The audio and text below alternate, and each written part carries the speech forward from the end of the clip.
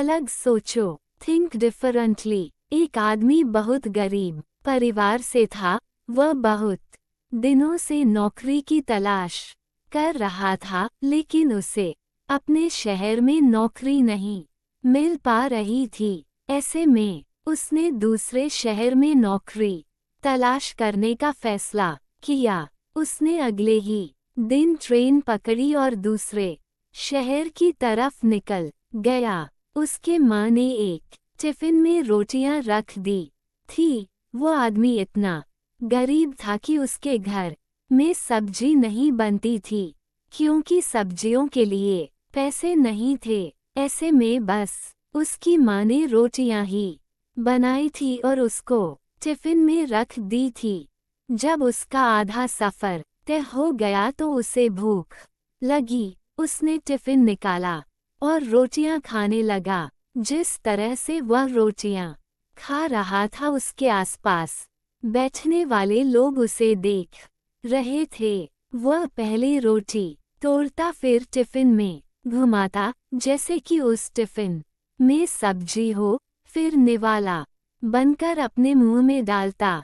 ऐसा लग रहा था कि मानो रोटी के साथ सब्जी भी खा रहा है। लोग उसे हैरान से देख रहे थे। वह ऐसा क्यों कर रहा है, उन्हें समझ नहीं आ रहा था। एक आदमी ने उससे पूछ ही लिया कि भाई, तुम्हारे पास में केवल रोटी ही है, तो तुम रोटी को घुमाकर मुंह में क्यों डाल रहे हो? उस आदमी ने जवाब दिया कि हाँ, मेरे पास केवल रोटी ही है, लेकिन इस खाली टिफिन में रोटी घूमर में ये सोचकर खा रहा हूँ कि मैं रोटी के साथ अचार भी खा रहा हूँ। दूसरे व्यक्ति ने पूछा, क्या इससे उसे आदमी को अचार का स्वाद आता है? उस आदमी ने कहा कि मैं रोटी अचार सोचकर खा रहा हूँ तो मुझे स्वाद भी आ रहा है।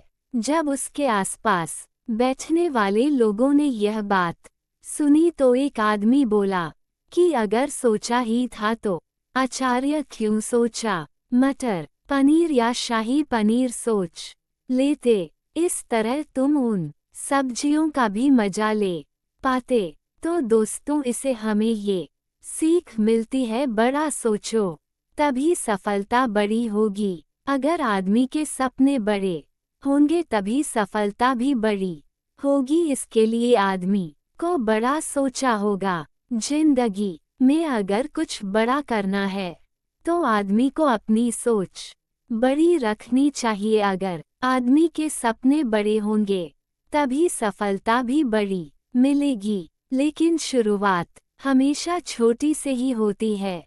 बूंद बूंद से समंदर